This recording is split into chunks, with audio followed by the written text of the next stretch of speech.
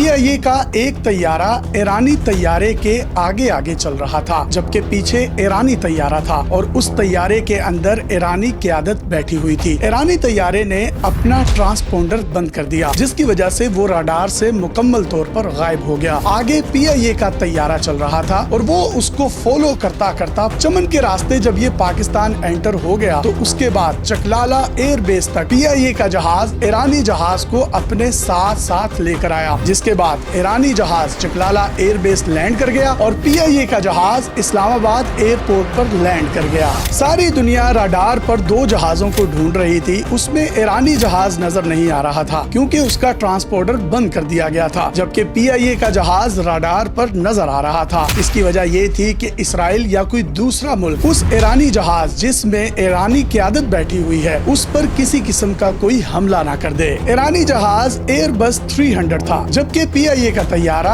Airbus 321 था। ईरानी तैयारे में ईरान के वजीर खारजा, उनके स्पीकर बाकर अलीबाफ के साथ उस जहाज में ऐसे बच्चे भी सफर कर रहे थे जो अब इस दुनिया में नहीं हैं। उनके खून आलूद बस्ते, उनकी स्टेशनरी, उनकी तस्वीर जहाज की सीटों पर लगाई गई थी। असल में ईरान ये पैगाम देना चाहता था कि स्कूल के बच्चों पर जो हमला किया गया उसके नतीजे में उन तमाम शोहदा को वो भूले नहीं हैं, उनको वो खिराजे तहसीन पेश करना चाहते हैं। अमेरिकन ने भी बाद में कहा कि बच्चों के स्कूल पर हमला हमने नहीं किया, जिसके बाद अमेरिका में बहुत ज्यादा लोग सड़कों पर निकल आए और जंग बंदी का सदर ट्रंप से मुतालबा करने लगे।